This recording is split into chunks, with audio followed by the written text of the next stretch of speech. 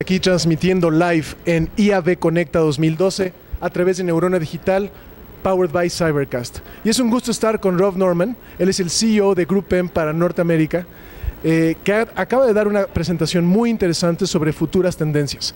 Rob, how are you? How do you feel? I'm good. It's so exciting to be invited here. It's great to do work with the IAB, whether it's in Mexico or elsewhere in the world. It's a great organization, and we're all in this together. Great, great. We saw your keynote. Let me tell you that personally it's really inspiring to see how traditional media experts start to digitalize everything. It's not a matter of just digital or traditional, it's a mix, right? Right.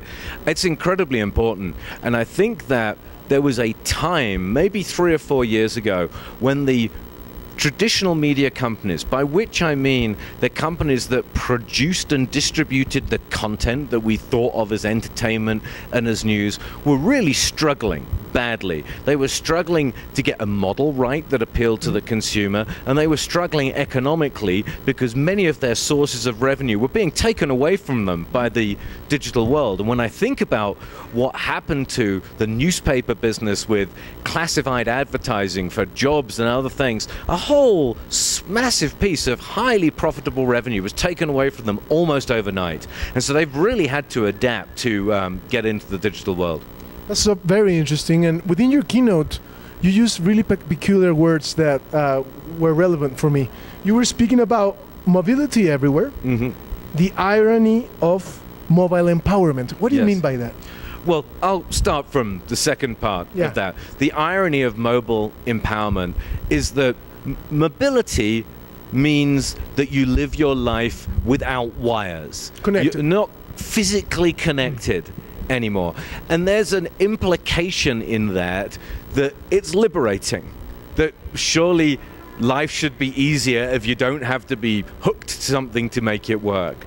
The irony of it, though, particularly for business people, but not just for business people, is that you are even more connected to your work and to all of the communications than you were before. You can't get away. That's true. And for the consumer as well, they are also liberated because they can do what they want anytime they want. But when you have a situation when consumers are often checking their mobile devices more than 100 times in an hour to see the latest tweet or the latest SMS, is that really liberation, or have you somehow become trapped by something new? Interesting. Yeah. Interesting. And when I talk about mobility everywhere, I think that people had many doubts about how you could take content, and particular video content and commercial content like e-commerce, onto the devices we all had a few years ago.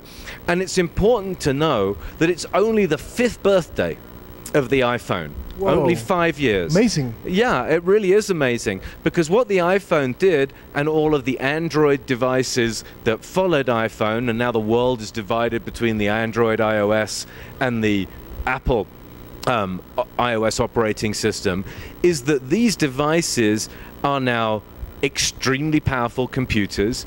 They're extremely high quality displays, as well as being excellent communication devices. And people have realized that people are prepared to consume almost any form of media on what I refer to as the best available screen. So if you were watching a soccer game and you had a choice of watching it on 60 centimeters or 120 centimeters of LCD, then you'll be watching it on that. But if the only place you can watch it is on 10 centimeters of OLED on your mobile device, you'll watch it there, and people do. Wow, so interesting, and it's a really deep concept. It's really helpful for us in the local market. You also mentioned about disrupting of traditional media, and the way I understood it is that you mean that it needs to reconfigure itself to evolve. Is that the idea? The idea of disruption is seen sometimes by people as a really negative thing, and sometimes as a positive thing. There are many markets and many businesses that have been hugely disruptive for the original players in an incredibly negative way. It's very difficult for many retailers and bookstores and so forth to compete with a business like Amazon, when you had a situation not many years ago where a regular local bookstore in Mexico City would sell 15,000 books. They'd have 15,000 books in the store.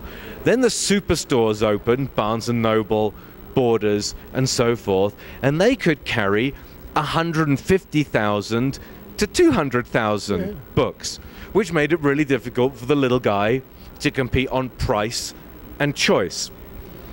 Then there was Amazon, and Amazon has somewhere between 2 and 3 million books available on Amazon, and so that's a massive disruption, and for some people in that value chain that's hugely negative, not just for the small bookseller but for many publishers who have lost control of pricing, and they've lost control of pricing of physical books and now losing control of pricing of ebooks. The same is true of the music industry and many different areas. In what we think of as the traditional media, the creators of television programs, of movies, of magazines, and so forth, they had disruption too.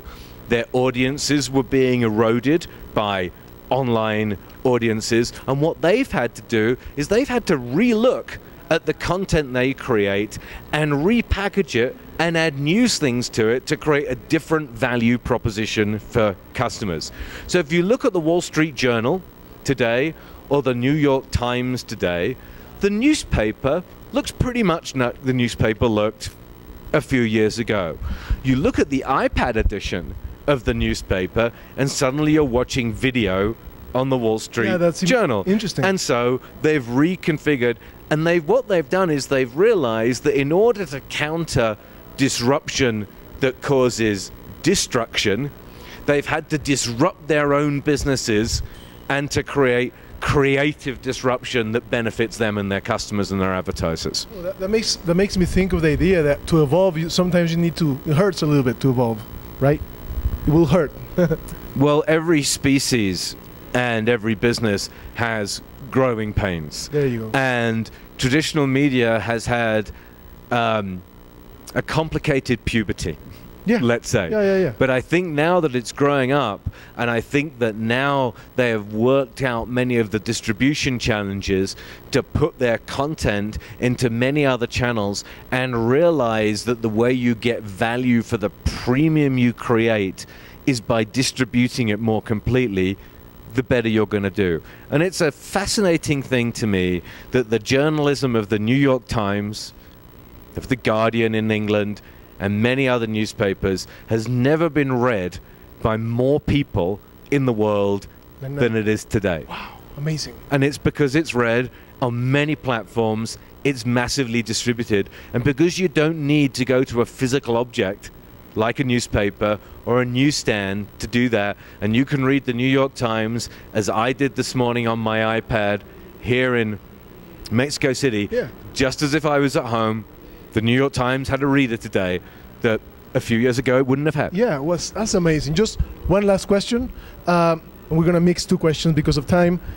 You mentioned traditional media. Do you believe in 10 years or in the future traditional media will also be digital media? Or what's your vision of the future? I believe it in 1 month's time. Wow. I don't think this is a 10-year horizon.